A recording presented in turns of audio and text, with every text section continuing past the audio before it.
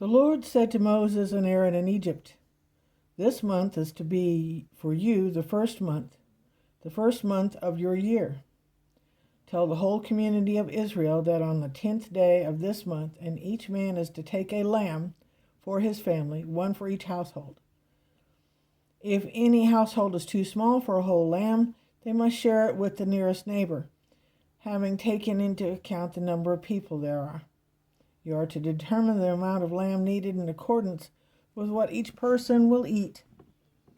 The animals you choose must be year-old males without defect, and you may take them from the sheep or the goats. Take care of them until the 14th day of the month, when all the members of the community of Israel must slaughter them at twilight.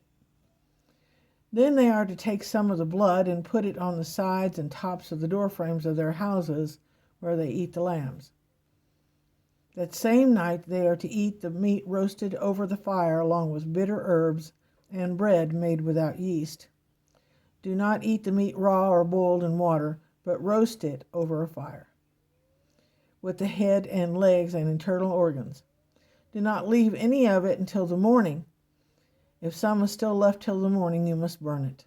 And this is how you are to eat it: with your cloak tucked into your belt, your sandals on your feet, and your staff in your hand. Eat it in haste. It is the Lord's Passover. On that same night I will pass through Egypt and strike down every firstborn from both people and animals. And I will bring judgment on all the gods of Egypt. I am the Lord. The blood will be the sign for you on the houses where you are, and when I see the blood, I will pass over you. No destructive plague will touch you when I strike Egypt. This is the day you are to commemorate.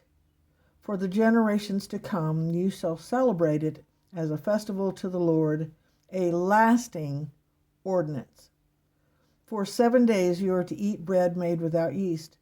On the first day remove the yeast from your houses, for whoever eats anything with yeast in it from the first day through the 7th must be cut off from Israel.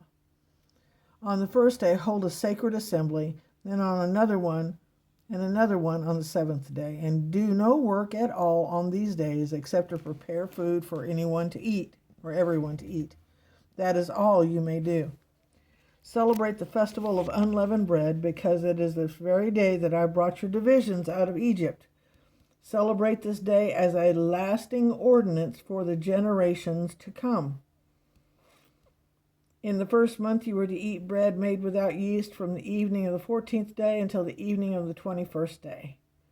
For 7 days no yeast is to be found in your houses, and anyone, whether foreign or native born, who eats anything with yeast in it must be cut off from the community of Israel. Eat nothing made with yeast. Wherever you live, you must eat unleavened bread.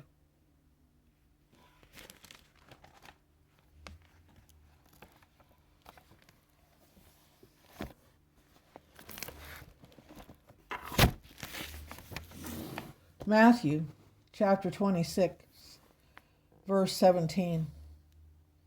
On the first day of the festival of unleavened bread, the disciples came to Jesus and asked, "Where do you want us to make preparations for you to eat the Passover?" He replied, "Go into the city to a certain man and tell him, 'The teacher says, my appointed time is here, and I'm going to celebrate the Passover with my disciples at your house.'" So the disciples did as Jesus had directed them and prepared the Passover. When evening came, Jesus was reclining at the table with the 12, and while they were eating, he said, "Truly I tell you, one of you will betray me." They were all very sad and began to say to him one after another, "Surely you don't mean me, Lord."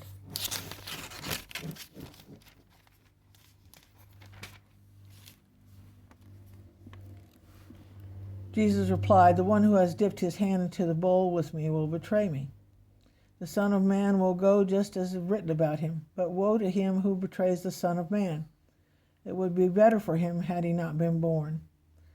Then Judas, the one who would betray him, said, "Surely you don't mean me, Rabbi." Jesus answered, "You have said so."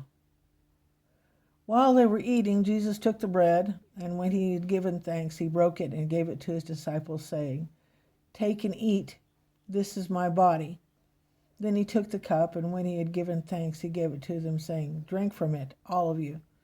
This is my blood of the covenant, which is poured out for many for the forgiveness of sins. And I tell you, I will not drink from the fruit of the vine from now on until the day when I drink it new with you in my Father's kingdom."